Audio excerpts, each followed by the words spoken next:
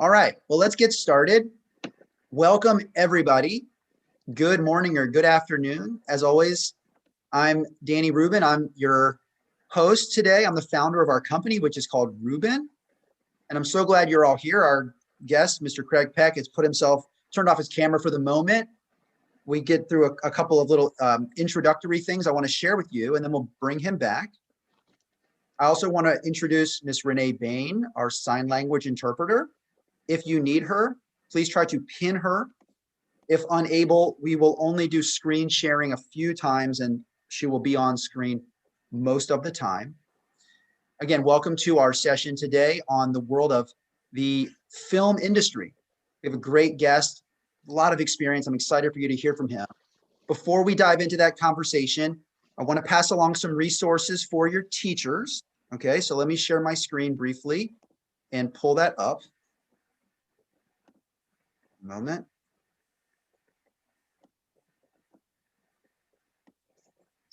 These, there we go. Okay, so for the teachers, especially those who are new here, really want to pass along some resources for you. We have some worksheets and presentations. Teachers, raise your hand. Do your students sometimes write emails that look like text messages? Show of hands on the teachers.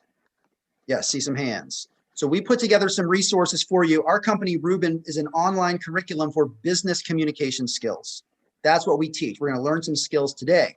We put together a Google folder for you of some worksheets that help students with how to communicate. Parts of an email, capitalizing the letter I. How many teachers receive emails from students where the I is lowercase, like a text message? We talk about professional text message writing. Signing your name in cursive. Teachers, how many of you, show of hands, believe your students should know how to sign their name in cursive before they leave high school or college? So for those of you who are interested, I'll tell you in just a minute how to get these worksheets. They're really simple, easy to use towards the end of the school year.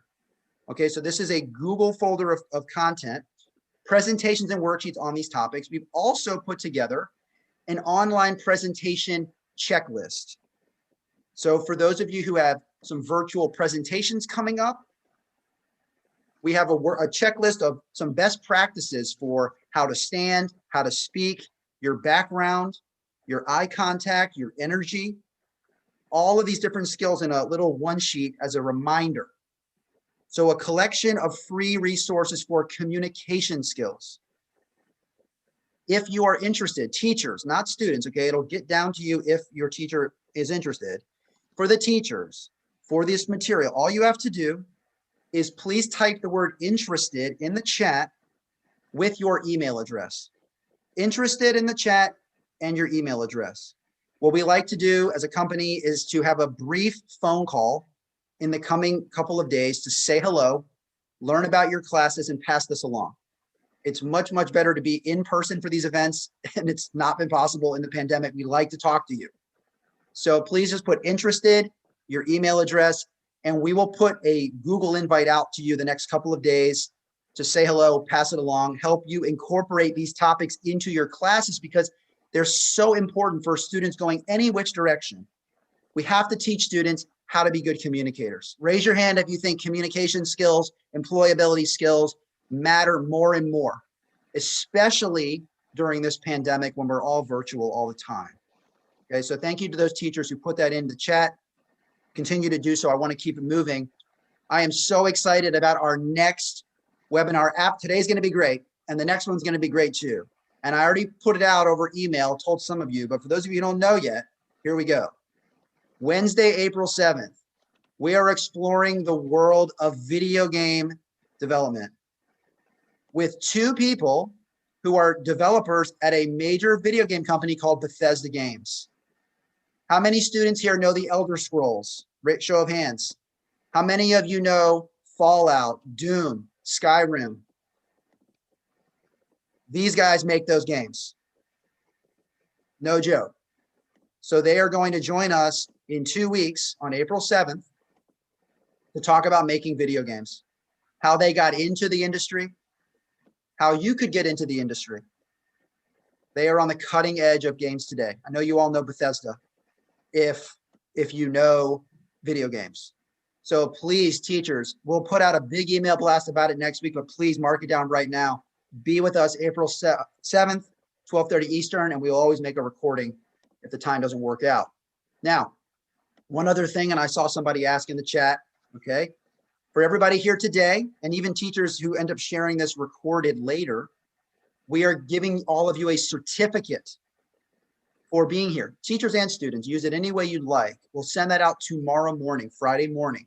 So look out for it in your email Friday morning. A certificate for being here. Austin says, oh my God, I played all of those games. Great. Well, this is all for you, okay? So thank you to the teachers for requesting information in our resources, and I hope you'll see us in a couple of weeks. Let me hop back to one more screen share for you, then we'll get to our special guest. Okay, one second. Oh, wrong one. One moment. It is this one. There we go. Okay, so for those of you who are new to our community, I just want to take 30 seconds and explain. Our company is called Ruben, and we provide these free webinars and an online curriculum for business communication skills called Emerge. And very briefly, what we cover are skills like email etiquette, life skills, phone and video etiquette. How many teachers think students should know how to leave a voicemail on a business person's phone? Skills like that, practical skills, networking, resumes, cover letters, job and internship outreach emails, LinkedIn profiles. How many teachers have helped students before with LinkedIn? Anybody do LinkedIn in here? Job interview preparation. We teach entrepreneurial skills. Do we have any marketing or business teachers here today? Any DECA advisors, BPA, FBLA? Any advisors here? We do a lot around communicating with student groups, with student businesses, sales writing, websites, PR, fundraising, all for writing and speaking. And we do leadership communication, managerial communication, client communication, project management, public speaking, writing reports, and activities for student leaders in CTSOs, in student council, yearbook, teaching students how to write and speak to open doors for that next big opportunity. That's who we are. That's what we do. And we're going to learn some hands-on communication skills with our special guest right now. So let me bring Mr. Craig Peck back in. There he is. I'm so grateful for his time today. Let me first let him introduce himself, give his quick background, and then I'm going to start off with a couple of questions, and then we'll go to our Q&A. So, Mr. Peck, tell us who you are. Sure. Thanks for having me, everyone. Briefly, my name is Craig. Like Danny said, I'm a film producer. I live in Los Angeles most of the time. I'm from New York City. I went to college at the University of North Carolina at Chapel Hill, and then I moved to Los Angeles to get my master's degree at University of Southern California School of Cinematic Arts. I knew I wanted to make movies since I was a very small child. I started making films when I was young and studying films and just using every sort of avenue in New York City to sort of get access to filmmakers and learn all about my passion. And when I was in college, I started working as a production assistant on film sets and sort of paying my dues and getting the opportunity to just learn how things are really done professionally. So yeah, after that, when I was in grad school, I went to work at Disney Animation Studios in the training department, where they train you to learn to become a producer. Oh, the interpreter's not showing up on screen. Sorry. Well, we're not doing a screen share anymore, so hopefully the interpreter is there now. Should be. Go ahead. Go ahead. If I speak, perhaps I'll show up again. Well, I see you, but somebody in the chat said that the interpreter's not showing up. Sorry, I didn't mean to interrupt. Just posted. Go ahead. Yeah. Okay. Only when she speaks. Oh, I think it's your setting. You have to. It might be. Oh. Let's keep moving. Yeah. Okay. So at Disney, I produced a short film there and started working my way up there. And then I left to become an independent film producer and started putting movies together independently and working with great talent. And that's what I've been doing since. Fantastic. I mean, students, He worked at Disney, got his schooling at Disney. How cool is that? Show of hands. I mean, he's at the top of the game and he's learning from the best of the best. Okay, and so we're going to get into what he does now and his experience along the way. We're going to get into all of that and your questions. The first thing I want to do, for those of you who have been here before, can you please go to the chat and tell me, what do I always encourage us to do before we talk to our guests? It's an R word. Who knows that word? Can someone show me in the chat? Every time we do these interviews, we always start with something first. Respect is a good one. Yes, but there's the word right there. Yvonne said it. Vilma said it. Research. We always research the person we're about to talk to. So it's not just us going for maybe an interview and they're going to ask about us. We always want to know about them too, right? Because it shows we're prepared. So what I did is I visited a company that Mr. Peck has been engaged with over the years called Alcon Entertainment. And I went to their website. And right away, I was hit with a big blockbuster movie, Blade Runner 2049, and also other movies that this production company has been associated with. And not only did I go to learn about the company, but I also have a question prepared about the company to show even more so that I did my homework. So, Mr. Peck, can you tell us, I see all these movies that the company has been involved with, The Blind Side, Blade Runner, Book of Eli. What role does Alcon Entertainment play in the making of a major movie that we all see? Well, Alcon is an incredible development, production, and financing company. They've had a distribution deal with Warner Brothers for decades. So they can find a project, develop a project from scratch, attach talent, filmmakers, actors, and then they have the means to actually pay for the movie, and they'll get it distributed. So they are financing the movie. They're financing and producing hands-on the movie. Interesting, because I don't know very much about how movies work, and I'm sure students want to learn too. We would think, oh, we see Warner Brothers, 21st Century Fox, Paramount. We think they're the ones who pay for the movie. But you're saying there's other people, other groups that pay to make these movies happen. Is that correct? Yeah, money is money. So wherever it comes from, that movie gets made the same. So, a lot of times these major distributors like Warner's or Fox or Sony, they'll distribute movies that are financed by other entities. Interesting. All right, let's get to some of our questions. We have a question here from Emmanuel Romero, Linwood Community Adult School in Los Angeles. He said, is it hard to pursue a video production career? Is it worth it? Is it like too hard to break in? If you really want it, can you make it happen? What would you say to that question? Yeah, I think if it's your passion, there are ways to do it. I would not just dismiss it out of hand. Especially with the technology that you have today with, you can make a movie and distribute it on your phone. So really, it's really about ingenuity and about creativity. So I would say, yes, it's worth pursuing. You just have to be sort of pragmatic about what you're doing. Look, at the end of the day, it all comes down to story and character.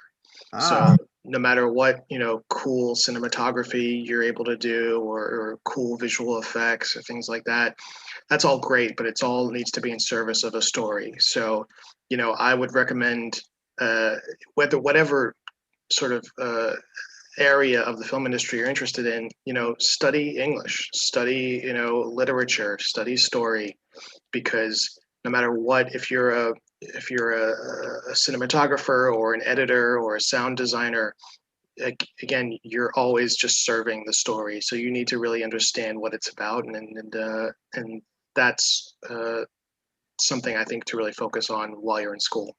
Wonderful. That's a great answer. And I want to direct you, those of you who had teachers who had picked up our worksheet ahead of time, and if you don't have the worksheet, you can just write down these answers as you listen. But one of the questions is, what did Mr. Peck recommend you do now as a student to prepare you for a career? And what did he just say? Can one of the students tell me? He said, get to understand how to tell what? It was an S word. how to tell what, get really good at understanding what. That's right. Keenan said story. Olivia says story. Ripley, thank you. It's all about understanding story. If you can tell a great story, then everything else, all the other parts will fall in line, right? It's all about the best stories. I think that's great advice as you're still in school to start to prepare yourself for the industry. I have a question here from Sierra Madsen, Wausau, Wisconsin, DC Everest High School. Thank you for your question. Similarly to when you're still in school, okay, let's say we're learning story, we're poring over literature, we're understanding story. What about on the technical side? What are some skills you could start to be developing to go along with that story? What other skills would you recommend students work on right now? Well, I think, you have access, whether it's TikTok or Instagram or YouTube, you have access to ways to create content. So I would use your phone to learn how to shoot, try out different things. I remember when I was younger, the camera that I had is nothing like the stuff you have on your phone, but you try to, figure out little tricks. You figure out, oh, well, I can change this and the lighting looks differently. And how does that lighting serve a story? Is this a scary scene? Is this a happy scene? And then you want to learn editing, which you can do on your laptops. There's tons of free software out there that you can use. So I think from soup to nuts, you can exercise your skills telling stories constantly. You could make it a plan to do, okay, each weekend I'm going to do a 30-second video. And that's entirely doable.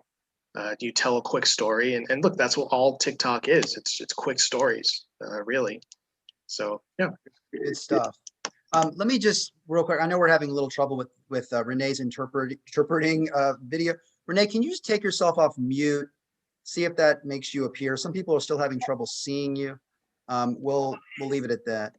Okay, can you see me now? If I think when you speak, they can, but just try to stay off mute and see if, or just try not to just stay quiet, leave your camera, your microphone on, and we'll see if that helps things. So Craig, take me inside of your, take me inside a current project, how a movie comes together. Mhm. Like, what are the parts, like a movie way before it ever gets to the screen? Like, what is going on? What are you working on even this week in support of a future movie? Help us understand what the world looks like, what it feels like. Sure. So there are different types of producers. What I am is, it's not a title, but it's a creative producer. I put together movies generally from scratch, and then sort of shepherd them as far as they'll go. Most films, there for every movie that actually gets made, there are countless projects that actually get developed and don't end up seeing the light of day. So for my day to day, I have dozens of movies and TV series that I'm actively trying to push up the hill, knowing that most of them will not end up in your local theater, and you just sort of have to see what the world will allow you to make. So right now, I am working on a movie at a major studio that we're negotiating a deal with a writer today. So I have to get into the weeds with business affairs and then negotiate that deal. For another project yesterday, a major studio just said they wanted to option it. So I have to go negotiate a deal with them. I have to go work with a writer on another project. I have to find writers for other projects. And I'm always looking for great ideas and strong filmmakers who have passion projects that I can then add some value to and help get either set up with a financier or a production company. And eventually, once you're in production on one of these things, you're in that world for 15 hours a day, as long as you're shooting. Or if it's an animated movie, I've been on the movie that I produced for Alcon. We spent 3 years and change on that, and you sort of iterate and iterate and iterate the artwork and the story and the writing until you get ready for production. So what I like about the job is that I can touch 6 or 8 projects a day without breaking a sweat. it's fun for me who like I have trouble paying attention sometimes. So it's like, okay, I know that I'm going to jump into this, and then an hour later I'm going to talk about a completely different movie or show, and then you never know which one's going to get further down the line. An example is I have a movie at a studio, and we had an idea to make it into a musical. Just out of nowhere. So then we got to bring on a giant rock band to come do the music. And you're like, oh, well, that was unexpected, but it was fun. And now I get to go find a singer to play the lead role. So yeah, it's all over the place. How many students think that's pretty cool? He gets to sort of pull all the pieces together to try to make a movie come to life and find all the right talent, the right combination, kind of knowing who would be the best fit. I think that's a really, really neat place to be in the film industry. I have a question from Thomas Bosland. And Thomas, if you're listening, please Can I tell jump in us. real quick? Sorry, I see that people are still having trouble. Anybody who wants to see Renee, just go to the top button on her. Well, if you get to see her, pin her. Just you'll see a Yeah, button at the top right. hopefully that would work. We've had some issues with pinning in here before, but if not, Sorry. apologize to those Yeah. who can't see her. We'll get it right the next time if we can't get it straight here. I'm not sure what the issue is today. We've had interpreters in the past, but well, as they say in what do they say in show business, right? Show must go on, right? So let's keep moving. Question from Thomas Bosland, and if you're here, please tell us what school you attend. So, what did you have to do to get that job at Disney? How did you get in the door at Disney? What were the steps you took? What were some of the skills you employed to land there? It's a great question. I didn't realize at the time how difficult it was to get this. It was one spot in the training program, but my preparation was I had worked a good deal on set as a live action production assistant in New York during summers when I was in college. I would go home and I would go work on these film sets. So I got some practical experience that way. And then the fact that I was in graduate school at USC, which is a pretty strong film school, I think that also led to it. But for me, I think the most important thing was I knew the history of animation. I knew Disney animation inside and out. When I was very young, I would email my idols, the animators, and ask them for advice. It's not that hard to figure out an email address. If there's somebody you admire, you can get to them usually, if you can be savvy enough. So, I would, when I was in junior high school, I figured out the Disney.com sort of formula for how to email, and I would write to my idols and say, I want to be you one day. How can I do that? So a lot of that didn't directly lead to me getting the job. It wasn't a nepotism thing, but just through that process of my passion for it as a child, I knew that world inside and out. I knew the process of animation. I knew who everyone at that studio was. When I walked in the door, it was like getting to visit like the Golden State Warriors. Like it was getting to, like the greatest team in the world. And I knew who all of them were. So it was a good fit. It was home. That's great. And I want to come back to the lesson we were just discussing, which is the importance of doing research. So would you recommend that if a student wanted to send an email from junior high, college, wherever they are, to send a message, shouldn't they include some information about the career of that person so far to show that Sure. student, so it doesn't feel like the same message that they copy pasted to 50 different people, but it was unique to each person? What would it mean to you to receive a generic email versus one that knew a little bit about the work that you've done? It's the difference between getting a response and not getting a response. I get generic emails, from people from LinkedIn or other avenues that don't really understand what I do, but if somebody says, hey, there's something specific that I really enjoyed and I wanted to ask you a few questions about that, would you mind jumping on a call or something? I'm happy to do it. When I was in college, when I was at UNC, I wanted to get an internship in Los Angeles at a production company. So I cold called every company that I wanted to work for. And I knew their work, again, inside and out, because I had read, every day I'd read the trades, which is like, Variety, Hollywood Reporter. It's whatever magazines or information is applicable to your trade. And I knew what was going on.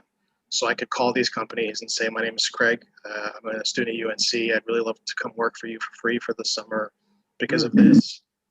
Would you mind taking 5 minutes just to talk to me? And you get mostly no's, but I got yeses that I wanted, and I got to go intern for George Clooney. It was fun. Whoa. Okay, students, show of hands. So first of all, let me ask you a question. You said you sent a lot of cold call emails. Now let me ask you, how many do you estimate you sent? I didn't send cold emails. I cold called. Cold call. I'm sorry. How many calls do you think you made? Give me a number. Give me an estimate. Dozens and dozens. Dozens. So probably over 100 calls. Yeah. To land that opportunity, right? Yeah. And then students, tell me in the chat, who did he end up working for that summer? Who's the actor? Who did he say? Make sure you're listening out there. George Clooney. From making dozens and dozens of calls, being prepared for those calls, knowing who he's talking to, right? In case they pick up and say hello, he's got to be ready to talk, right? So it's okay to take risks, put ourselves out there, but we have to be prepared for those moments. And that's why as a company, we focus so much on phone etiquette, because look, he had to call people. And even though, we're a few years later, wouldn't you say that people still use the phone? You can't just text your way into a job like that. You have to be comfortable calling people. Would you say that, Mr. Peck? Yeah, I don't. Emails are easy to delete. Phone calls are harder to when you call someone. Quote. Let's put that on our worksheet or write that down. What did he just say? Can someone tell me that again? Emails are easy to what? What was that word? Delete. Phone calls are harder. Someone's calling you, you pick up that phone and you're talking to them, and that's real time. Things can happen in real time. That's why we want students to be comfortable using the phone, because sometimes that's how business gets done. And it can't just be an email. It cannot just be a text. We have so many good questions here. Go ahead. When you follow up, handwrite a letter. Ooh, boy, I hope you're writing these down. He's giving you the whole playbook. I remember everyone who has ever handwritten me a thank you note, because there aren't that many. And I do it now. I was at Warner Brothers working there for years on a movie, and I met with the head of the department that I was really enjoyed. He invited me to lunch, and I had a great time with him. And I dropped off a handwritten letter the next day. And this was, I was already producing movies, but I wanted him to remember, and he won't forget that. He really enjoyed that. So, it's something very simple, but it's easy. Very simple, but it's easy. How many students, how many students have written a handwritten note before? A show of hands. And if you haven't, that's okay.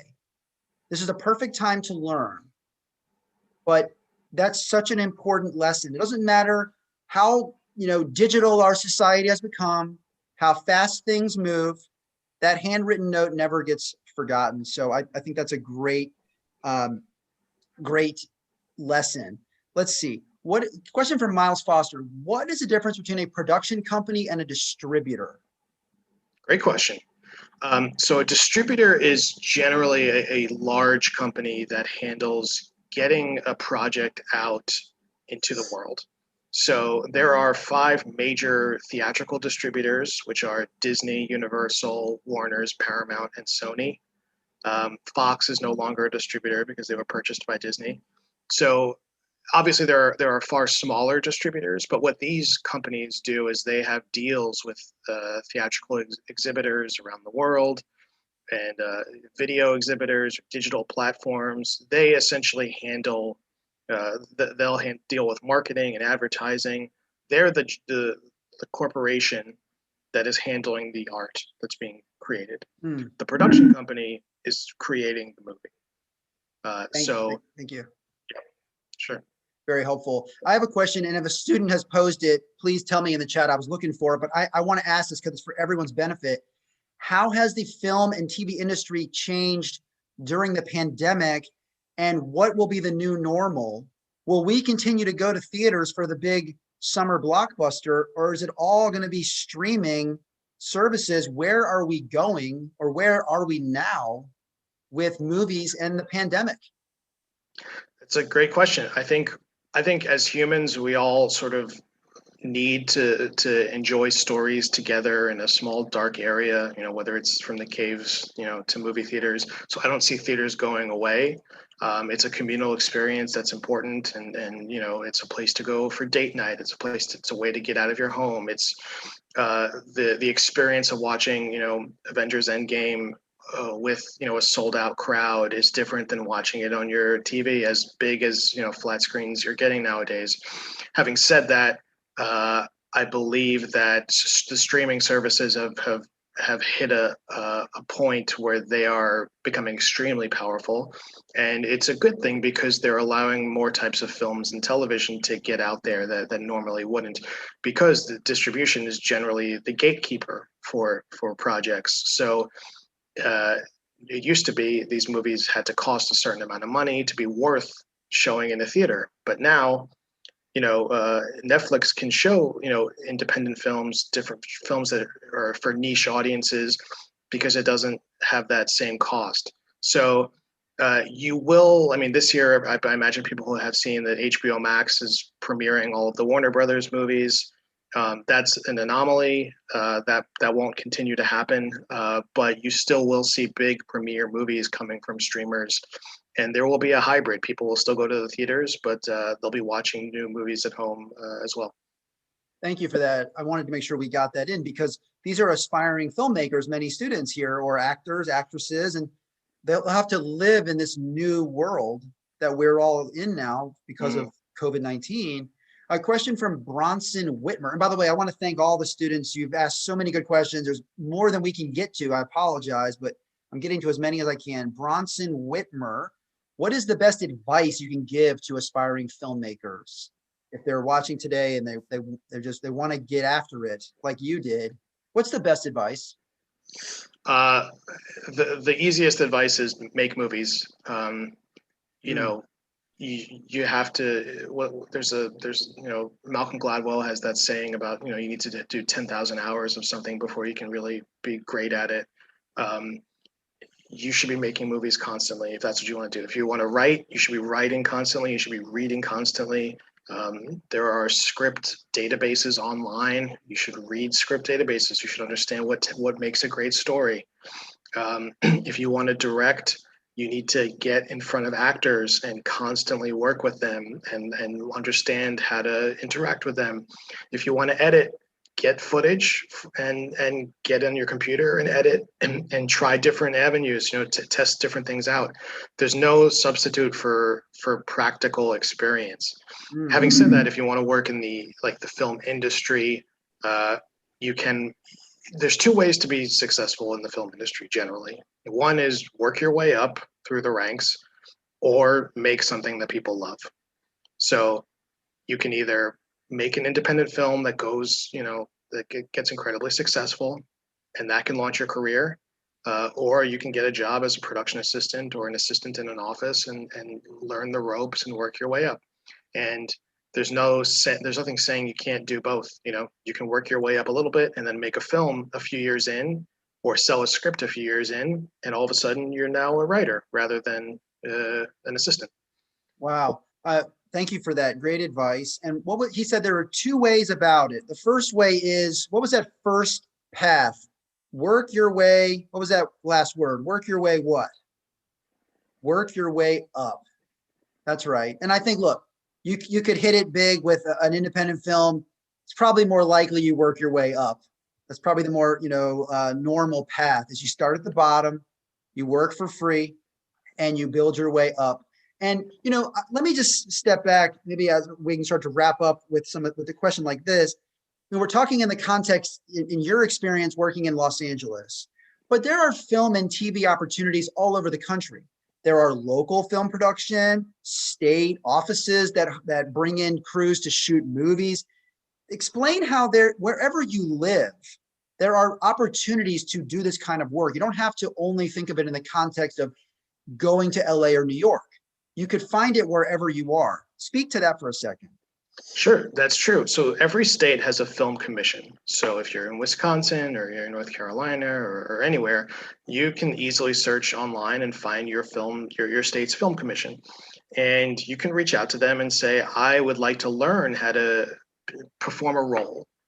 Because look, each of these states that has films and TV shoot there, they need local crews. And these crews are generally in demand. I just came back from Atlanta and they have I just visited the sets. They were shooting the new Spider-Man movie, the new Rock movie with Black Adam from Warner Brothers. They were shooting like a DC Disney Plus series. Like they're shooting Ozark. There's just tons of stuff, so they need crew members. So the only it's not like the only jobs in the film industry are writer or director or producer. You can be a gaffer, you can be a camera assistant, you can make a great career working in physical production, and people, studios and production companies need those jobs filled.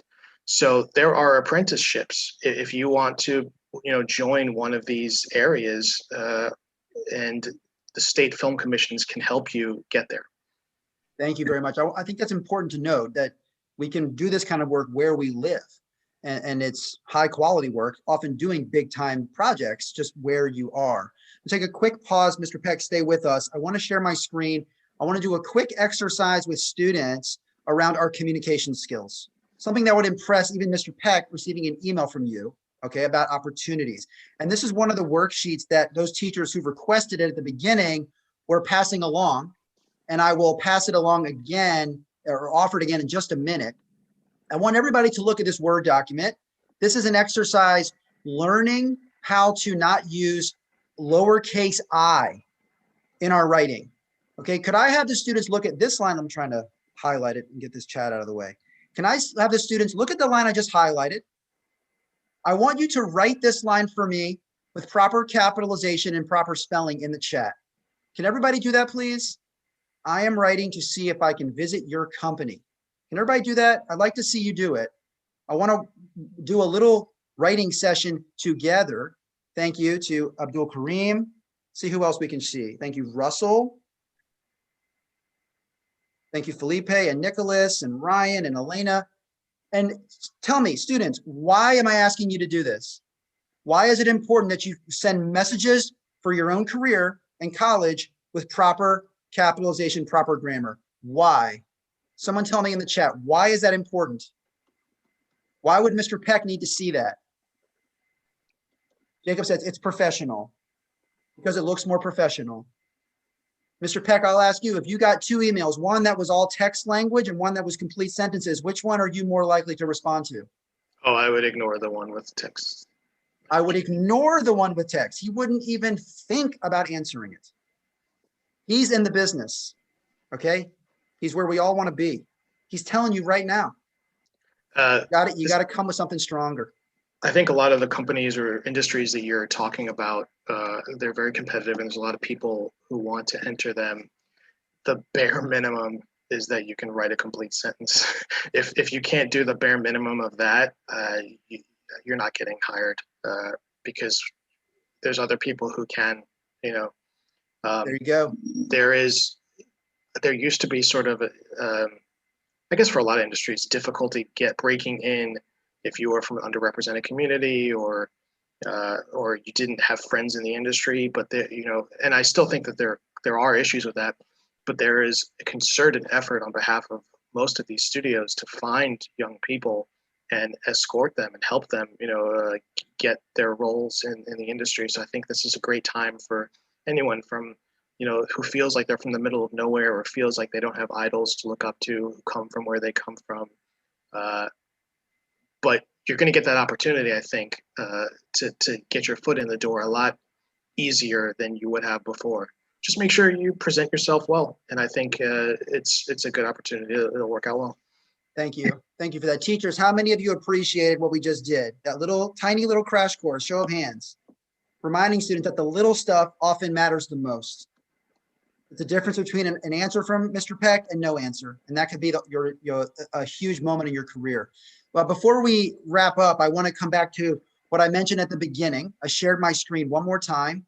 For the teachers who missed it at the very beginning, we've put together as a Ruben company a Google folder with worksheets, just like the one we just did, capitalizing I, email, parts of an email, text message etiquette, cursive signatures, presentations and worksheets, and an online presentation checklist, helping students to present well when they're doing what we're doing right now, looking their best, sounding their best. If you are interested in these resources in a Google folder, all you have to do is go to the chat. If you missed it before, type interested and your email address.